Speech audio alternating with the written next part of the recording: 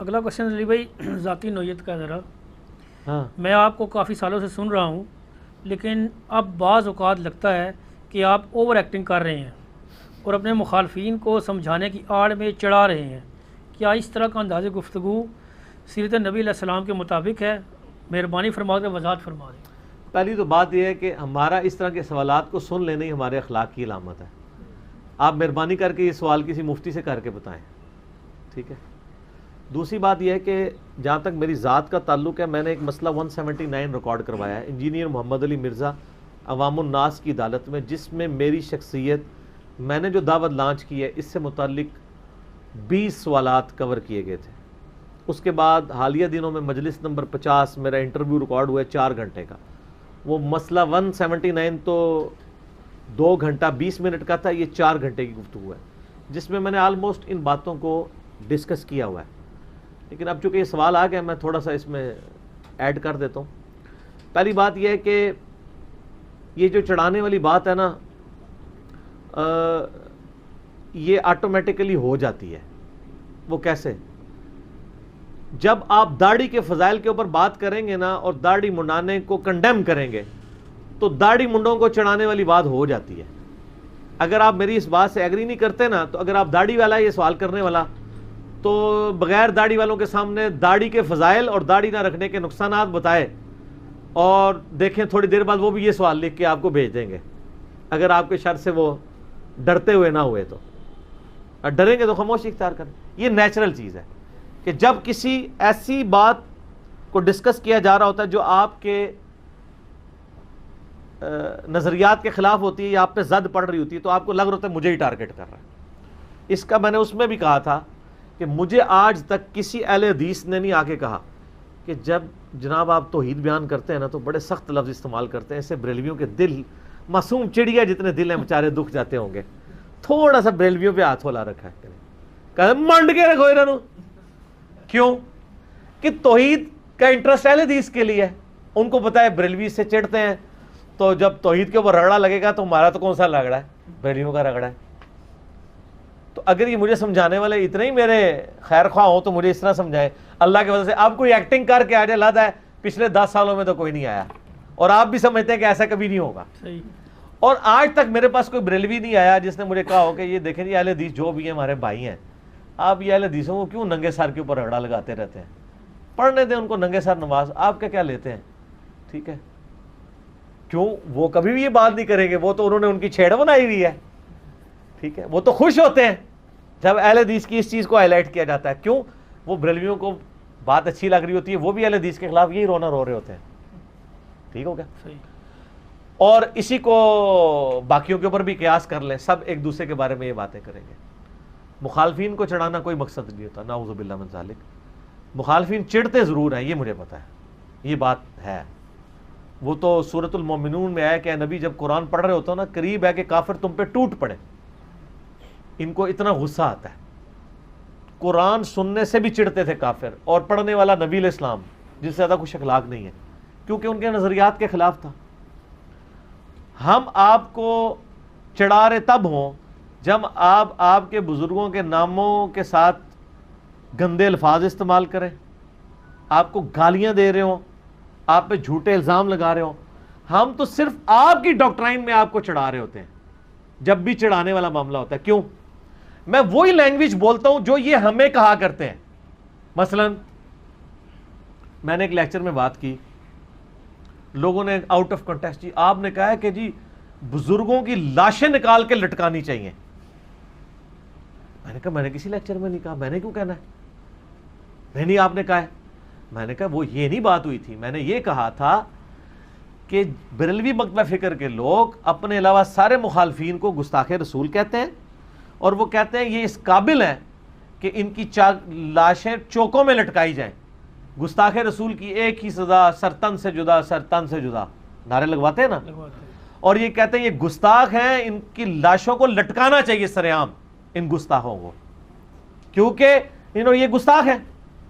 تو میں نے ان کو الزامی جواب دیا تھا کہ آپ نے چونکہ یہ ڈاکٹرائن کھڑی کی ہے کہ گستاخوں کی لاشوں کو لٹکانا چاہیے، تو اب ہم آپ کے بزرگوں کی کتابوں سے دکھاتے ہیں کہ انہوں نے اپنے ناموں کے کلمے پڑھوائے ہیں، معاذ اللہ، انہوں نے یہ دعوے کیے ہیں، اب میں نام نہیں لیتا پھر وہ اسپیسیفائی ہو جائے گا، آپ میرا مسئلہ 71B انڈیا اور پاکستان کے بزرگوں کی 19 گستاخانہ عبارات کا تحقیقی جائزہ پڑھ لیں۔ انہوں نے یہاں تک دعوے کیے ہیں کہ محمد بھی قیامت والے دن ہمارے جھنڈے کے نیچے ہوگا، نعوذ باللہ۔ انہوں نے یہاں تک لکھا کہ نبی علیہ السلام اپنی صحابی کی بیوی پہ عاشق ہو گئے اور طلاق دلوا کے خود شادی کر لی۔ اتنی گندی گندی بات جن بزرگوں نے لکھی ہیں اور ان کی کتابوں میں موجود ہیں، اور آپ کی ضد ہے کہ یہ ہمارے بزرگوں کی کتابیں ہیں، تو سر اب ہماری معصومانہ خواہش ہے کہ ان کے ساتھ وہ کچھ کریں جو میں پہلے بول چکا، ورنہ یہی کلپ کاٹ لیں گے میرا کہ دیکھیں پھر اس نے کہہ دیا۔ تو یہ میں ان کو چڑھا نہیں رہا ہوتا، یہ تو وہ ہمیں کہتے تھے آپ ہمارے سروں پہ جوتیاں مارتے ہیں اور ہمارے رونے پہ پابندی بھی لگاتے ہیں۔ ہمیں اہل حدیث کہتے تھے جی ہم سارے فرقوں سے بہتر ہیں کیونکہ جو بخاری مسلم میں آتا ہے ہم اس پہ عمل کرتے ہیں۔ تو پھر میں جب آل امیہ کی بدماشیوں پہ، یزید کے خلاف، آل امیہ کے خلاف بخاری مسلم سے حدیثیں پیش کرتا ہوں، اہل بیت کی شان میں پیش کرتا ہوں، تو پھر میں اینڈ میں بولتا ہوں کہ سر آپ اس بخاری کو نہیں مانو گے؟ اب بخاری کدھر گئی؟ بخاری صرف رفع الیدین کرنے کے لیے۔ تو میں چڑھا نہیں رہا ہوتا، چڑھانا تو تب ہو میں کوئی اپنی ڈاکٹرائن، یہ تو انہی کی ڈاکٹرائن ان کو بتا رہا ہوتا ہوں، آپ مجھے آگے چڑھائیں، میں نہیں چڑھوں گا۔ میں کہتا ہوں کہ اگر بخاری میں مسلم میں کوئی چیز آئی تو میں مانوں گا، آپ مجھے بخاری دکھا کے کہنا یہ دیکھو یہ بھی بخاری میں لکھا ہے اس کو بھی مانو، میں مانوں گا، میں کبھی نہیں کہوں کہ آپ مجھے چھیڑ رہے ہیں۔ اور چھیڑتا تو وہ ہے جو ماننا نہیں چاہتا، وہ جو چڑ رہے ہوتے ہیں نا ان کو برا لگ رہا ہوتا ہے، سمجھ آئی میری بات کی؟ بالکل ایسے مجھے آگے چھیڑے نا، جو اتنا غصے میں بھرا بیٹھا ہے شیطان کے خلاف ظاہر ہے جہاد کرنا ہے، تو آپ کو پھر شیطانی چالوں سے بھی واقف ہونا چاہیے، اور پھر ظاہر ہے کہ اللہ کے لیے حمیت آتی ہے بندے میں۔ جو اتنا بھرا پڑا ہوا ہے بقول آپ کے بزرگوں کے خلاف، تو آئیں اس کو بھی آپ چڑھا کے بتائیں، میں بھی چڑھ جاؤں گا؟ نہیں چڑھوں گا، اس لیے کہ کوئی بات مجھے قرآن اور حدیث سے دکھائیں گے، میں کیوں چڑھوں گا؟ میں چڑھتا ہی اس وقت ہوں جب آپ بابوں کی باتیں بتاتے ہیں، جب آپ اہل سنت کی کتابوں کی باتیں بتائیں گے جو حدیث کی کتابیں، میں نے کیوں چڑھنا ہے؟ تو ویسے اس مسلمان کو سوچنا چاہیے جو آیت یا حدیث سن کے چڑھ جائے، یہ تو اس کے ایمان کا مسئلہ ہے۔ آپ کو اگر کوئی گورا، ٹھیک ہے نا جی، چھیڑتے ہوئے کہ ہاں قرآن لکھے ہے سود حرام ہے، تو جی سارے مسلمان سود کھاندے ہو، تو آپ آگے سے اس کا سر پھاڑ دیں گے، آپ کا سر شرمندگی سے جھک جائے گا، یار کیا تو صحیح رہا ہے۔ کبھی آپ کہیں گے مجھے چھیڑ رہا ہے؟ یہ اس صورت میں کہیں گے جب آپ بےایمانی پہ اترے ہوئے ہوں گے، جب آپ اس آیت کو ماننا نہیں چاہ رہے ہوں گے، جب آیت کے سامنے آپ سر تسلیم خام ہوں گے، آپ کہیں گے یار بات تو ٹھیک ہے، بات تو ٹھیک ہے لیکن بات ہے رسوائی کی۔ جب ان کی ہوتی ہے نا رسوائی، تو کہنا جی انداز بڑا سخت ہے جی، یہ بہت سخت ہے جی، انداز سخت ہے، اللہ سے بولو تجھے خود بخاری پڑھ کے اپنی اصلاح کر لو۔ میں نے تو بتایا یہ حدیث میں لکھا ہے، یہ اسی طریقے سے ہے کہ ایک بندہ آپ کو کہے کہ سر سورہ بقرہ کی آیت نمبر 279 میں لکھا ہے، آپ کو پتہ ہے 279 میں لکھا ہے جو سود کھائے اللہ رسول کی اس کے جنگ ہے، تو آپ کہیں گے تھوڑی سی آواز تیری اونچی ہو گئی ہے تو بدتمیزی سے بولا نا، میں نہیں اس آیت کو مانتا، یہ کہیں گے آپ؟ کیوں؟ آپ اس کو تو کہہ سکتے ہیں میں تیرے انداز کو نہیں مانتا، بات کو آپ پھینک سکتے ہیں، بات سچائی کی ہے۔ اور سر کافر بھی نبی علیہ السلام سے ویسے یہی کہتے تھے، آپ کو تو یہ کہانی کرائی گئی ہے نا کہ نبی علیہ السلام کے وہ صرف اخلاق سے متاثر تھے، اخلاق سے وہ متاثر تھے جب تک نبی علیہ السلام نے توحید کی دعوت نہیں دی تھی۔ جب آپ نے توحید کی دعوت دی ہے تو نبی علیہ السلام کو مکہ شریف سے کس نے نکالا ہے؟ صادق اور امین کہنے والوں نے۔ جب ان کی دم پہ پاؤں آیا نا تو ان کو پھر آپ علیہ السلام کا اخلاق نہیں نظر آیا، اور پھر سورہ یونس میں آتا ہے اے نبی اس قرآن کو بدل دو یا کوئی اور قرآن لے آؤ، یہ بڑا سخت ہے۔ تو پھر اللہ نے کہا کہ اے نبی فرماؤ مجھے کوئی اختیار نہیں میں اس کتاب کو بدلوں۔ ظاہر سخت ہی ہے نا، سیدھا سیدھا لتر پھیرتا ہے کہ مانو نہیں تو دوزخ میں جاؤ گے، اور اتنے سخت الفاظ ہیں تمہیں بھونا جائے گا دوزخ کی آگ پہ۔ وہ کہتے تھے یہ بڑی سخت الفاظ ہیں یار، قرآن کو بدلو، کو تھوڑا نرم نرم میٹھی میٹھی باتیں ہوں۔ تو یہ چڑھتا وہ شخص ہے جس کے مسلک کے خلاف بات ہوتی ہے، اور میں واللہ کسی کو جھیڑتا نہیں ہوں، جو وہ خود ہمیں کہانیاں کرایا کرتے تھے نا کہ یہ نہیں کرو گے تو یہ ہو جاؤ گے، تو میں کہتا ہوں اچھا ہم نے آپ ہی کی بات مان لی، اب آپ وہ ہوئے کہ نہیں وہی کر کے، تو یہ چھیڑنا ہے؟ یہ تو سر آپ کی ڈاکٹرائن کو انڈورس کرنا ہے کہ سر آپ سے ہی ہم نے سیکھا تھا کہ با خدا دیوانہ باش با محمد ہوشیار، کہ دیوانگی تو صرف اللہ کے لیے ہے، رسول اللہ کے لیے گستاخی کی تو بیڑے غرق ہو جائے گا۔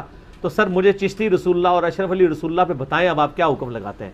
اس پہ کہتے ہیں یہ میں چھیڑ رہا ہے، وہ چھیڑا تو انہوں نے جنہوں نے کلمے پڑھائے ہیں، میں نے کہاں سے چھیڑا ہے؟ میں نے ان کو گن پوائنٹ پہ کہا کہ اپنے ناموں کے کلمے پڑھواؤ. آپ ہمیں کہتے تھے نا جی قادیانی جو دعوی نبوت کر دیا اس نے کلمے پڑھوا لیے اپنے نام کے، حالانکہ اس کا اپنے نام کا کلمہ پڑھوانا ثابت نہیں ہے، دعوی نبوت ضرور ثابت ہے امتی نبی والا. اتنی بڑی غلاظت میں وہ بھی نہیں گرا جا کے. ٹھیک ہے، تو آج ہم اسی بات پہ جس پہ آپ قادیانیوں کو چھیڑتے تھے، ہم اسی بات کے اوپر جب آپ کی کتابوں کی بات کرتے ہیں، بزرگوں بھی نہیں کرتے کیونکہ ہمیں نہیں پتا بزرگوں نے لکھا ہے نہیں، تو آپ کہتے ہیں میں چھیڑ رہے ہو. سر یہ چھیڑ تو آپ نے ہمیں سکھائی بھی ہے. ٹھیک ہے، یہ آپ کی چھیڑ ہم آپ کو چھیڑ رہے ہوتے ہیں. آپ بھی کہتے ہیں نا ہوں پتہ لگا بچو جی کہ اسی کیوں نہیں نماز پڑھ دے، وہ نجدی ہیں، گستاخ رسول ہیں امام کعبہ، اس لیے نماز نہیں پڑھتے. ہم کہتے ہیں یہ عاشت بھائی اس میں انہوں نے چشتی رسول اللہ لکھا ہے تو ان کے پیچھے نماز ہو جاتی ہے، کہتے ہیں میں چھیڑتا ہے. دیکھا، وہ یہ چھیڑ تو سیکھی آپ سے تھی. ہاں اگر میں آپ کو ایسی بات کے اوپر چھیڑوں کہ جو بات آپ کی نہیں ہے، پھر آپ مجھ سے گلہ شکوہ کریں. ہم آپ کے اصول اور مبادی پہ آپ ہی کو غلط کہتے ہیں، پہلوان کو آپ اس کے زور پہ ہی گراتے ہیں. جو بندی کہتے ہیں بریلویوں سے ہمارا اختلاف ہے، یہ قبر پرست ہے. میں نے ایک پمفلٹ لکھا کہ آپ کے سارے بزرگ بڑے بڑے قاسم نوتوی، عشری تھانوی، وہ سارے قبروں سے مانگتے تھے. کہتے ہیں ہمیں چھیڑتا ہے. تو آپ بریلویوں کو چھیڑتے رہے ہیں کہ قبروں سے مانگنا شرک ہے. وہی شرک جب ہم نے آپ کی کتابوں میں دکھایا، کہتے ہیں ہمیں چھیڑتا ہے. Point to be noted. بالکل صحیح. ٹھیک ہے، وہ اس لیے وہ کہتے ہیں نہیں انہی کو ہماروں نے کیا تو پردہ ڈالو. سمجھ آئی؟ مطلب یہ ہے کہ ہمارا ابا شراب پیے تو اس کو شرابی نہیں کہنا. ہاں تیرا ابا پیے تو ہم نے چوک میں کھڑے ہو کے اعلان کرنا ہے کہ وہ شرابی ہے. ٹھیک ہے، یہ وہ بات ہے. تو میں بالکل نہیں چھیڑتا. اگر آپ چھیڑ رہے ہیں تو آپ رجوع اللہ لائیں. یہ اصل میں آپ قرآن و سنت سے چھیڑ رہے ہیں. میں بالکل نہیں چھیڑتا. آپ مجھے لا کے قرآن و حدیث پیش کریں. میں چھیڑا ہوتا نا سر تو میں جس فرقے میں پیدا ہوا تھا اسی میں مار گیا ہوتا کہ یار مجھے کیوں بتایا. میں تو آئے دن جو سچ بات پتہ چلتی ہے نہ صرف خود قبول کرتا ہوں بلکہ آپ کو بھی بتاتا ہوں کہ یار اس میں یہ مسئلہ ایسا تھا، ایسے ہے، اب آپ دیکھ لیں. آپ کا اس کو نئی بات ہے لے آئیں. بے شک تسی چینگے لا کے بھی نا ایسے منہ بنا کے بھی کہنا انجینئر تو وہ فلانے لیکچر کیا سی نا دیکھ قرآن ہی چاہے نکلے تیرے خلاف ہوں دس، تو میں کہوں گا سر وہ غلط سی، میں مننا. ٹھیک ہے، میں تو اپنا رجوع ریکارڈ کرا دوں گا. کئی معاملات میں رجوع ریکارڈ کرایا، اب بھی کروں گا. تو یہ چھیڑتے یہ ہیں. تو جو چھیڑ رہا ہے اپنے ایمان کی فکر کرے اور آپ اپنے روزے کی فکر کریں کیونکہ 5-6 منٹ رہ گئے افطاری میں. ٹھیک ہے جی، اللہ تعالیٰ سے دعا ہے. یہ باقی سوالات اگلی دفعہ کے لیے رکھ لیں. اللہ تعالیٰ سے دعا ہے جو حق بات میں نے کہی اللہ تعالیٰ ہمارے دلوں میں راسخ فرمائے. اگر جذبات میں میرے منہ سے کوئی غلط بات نکل گئی اللہ تعالیٰ ہمارے دلوں سے معاف کر دے. ہمیں کتاب و سنت کی تعلیمات پر عمل کر کے دوسرے بھائیوں تک پہنچانے کی توفیق عطا فرمائے. سبحانک اللہم و بحمدک اشہد ان لا الہ الا انت استغفرک و اتوب الیک وما علینا الا البلاغ المبین. جزاکم اللہ خیرا.